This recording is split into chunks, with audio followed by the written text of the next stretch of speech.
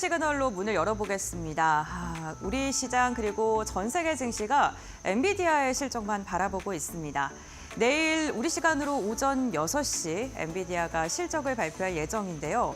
어제 지금 지정학적 불확실성이 확산된다는 그러한 우려감 속에 빅스 지수가 개장 전만 하더라도 고공행진했습니다. 이로 인해서 미증시가 다소 조정을 받진 않을까라는 우려를 어제 밤에 했었는데 이 시장은 지정학적 불확실성보다는 엔비디아 실적에 대한 기대감이 더 크게 작용하고 있는 것으로 보입니다.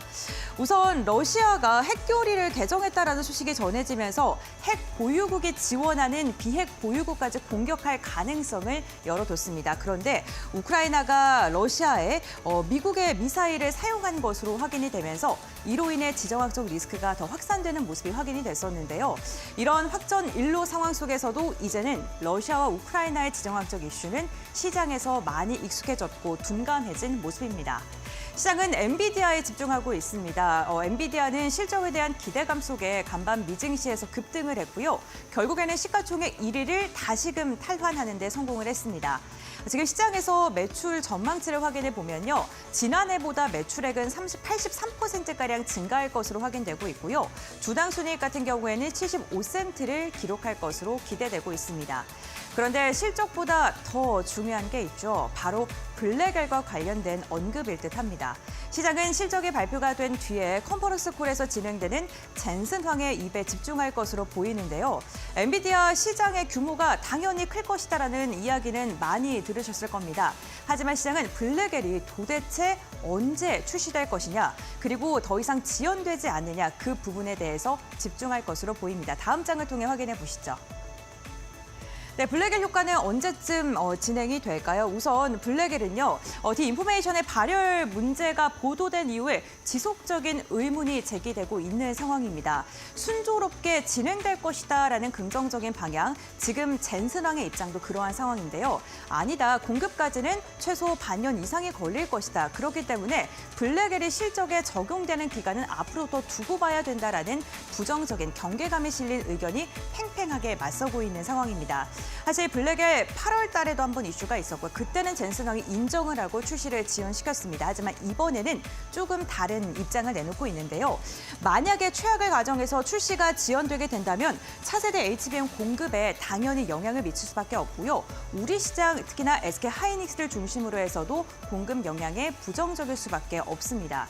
현재 그리고 내년에는요, 메모리 가격의 하향 추세가 지금 많은 증권가에서 분석으로 제기되고 있고요. 그런 메모리 가격의 하락을 붙잡아주고 있는 게 HBM의 매출이기 때문에 HBM의 지원이 공급이 지연되게 된다면 당연히 메모리 반도체 그리고 전반적인 반도체 업황에 부정적으로 영향을 미칠 수밖에 없습니다. 다만 엔비디아가 4분기에 약 10만 개의 블랙엘을 생산할 것이다라는 그러한 분석도 함께 제기되고 있는데요. 10만 개, 많은 양처럼 보이지만 시장이 예상하는 거에 가장 낮은 수준이기도 합니다. 그런데 이 10만 개만 만약에 풀리게 되더라도 엔비디아는 적극적으로 매수할 만하다라는 이야기가 나오고 있습니다.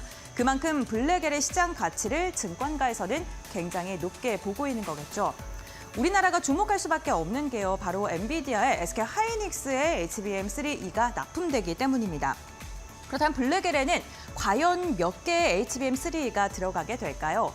총 8개가 하나에 탑재가 되게 되는데요. B100이나 B200 같은 경우에는요, 8단이 8개 들어가고요. 울트라 같은 경우에는 12단이 8개 들어갑니다. 그러니까 블랙엘 한 개만 계약을 체결하게 되더라도 SK하이닉스는 8개의 HBM3E를 납품하게 되는 거고요. 그렇기 때문에 고부가 가치의 HBM의 실적이 잘 잡힐 수밖에 없는 거겠죠. CNBC에서는 이렇게 보도했습니다. 엔비디아의 실적 발표에 대해서요, FOMC보다 그리고 고용보다도 더 중요한 발표다. 그만큼 세계에서는 엔비디아 실적 발표를 주목하고 있습니다. 다음 장 함께 확인해 보겠습니다. 우리 시장은 그럼 과연 반등할 수 있을까요? 엔비디아가 실적을 발표하고 그리고 또 블랙엘에 대해 긍정적인 시그널을 이야기하더라도 최근 삼성전자의 흐름이 부진하다 보니까 시장 전체를 견인할 만큼의 그러한 모멘텀으로 작용할 수 있을지 많은 분들께서는 걱정하고 주목하고 계실 것 같습니다. 우선 그렇다면 우리 시장의 발목을 잡고 있는 요인들이 어떤 게 있는지 세 가지를 추려보자면요.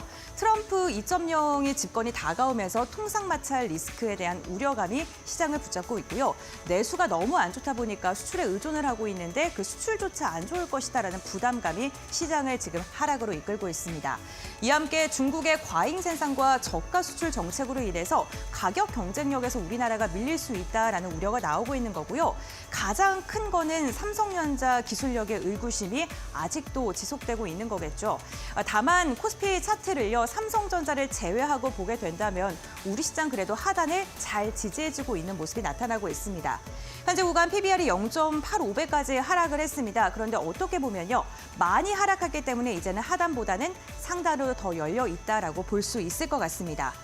또 긍정적인 시그널을 하나 보자면요. 머니마켓 펀드, MMF의 설정액이 200조를 넘어선 것으로 확인되고 있습니다. 기존 직전월과 비교했을 때 22조가량이 늘어났는데 증시를 관망하고 경계하는 시선이 더 크다, 이렇게 해석을 해볼 수도 있겠습니다만 시장의 상승 트리거만 발동이 된다면 지금 증시 대기 자금이 우리 시장으로 유입될 가능성이 크다라고 볼 수도 있겠죠. 시장이 탄력을 받게 된다면 그 탄력을 더해주는 그러한 자금으로 작용할 수 있을 것 같습니다. 또한 외국인의 지분율이 유가증권 시장에서 지금 최저점을 기록하고 있는 상황인데요. 그럼에도 불구하고 섹터의 움직임은 조금 다릅니다. 기계 같은 경우에는 8주 연속 순매수를 기록하고 있고요. 운수는 6주째, 그리고 유틸리티 같은 경우에도 4주 연속 매수세가 들어오고 있습니다. 그렇기 때문에 이러한 전반적인 걸 보게 된다면 우리 시장 지금 하단을 잘 지지해주고 있고요. 앞으로 트리거 하나만 발동되게 된다면 상승으로의 가능성이 더 넓게 열려 있다라고 긍정적인 시그널을 해석해 볼 수 있을 것 같습니다. 올해 그러니까 트럼프 2.0이 확실히 내각이 구성되기 전까지는 마진 보호력이 높은 내수 그리고 배당 관련된 기업을 중심으로 겨울철을 잘 나셔야 될 것 같고요. 내년부터는 수출 종목을 중심으로 해서 포트폴리오를 다변해보는 것도 좋을 것 같습니다.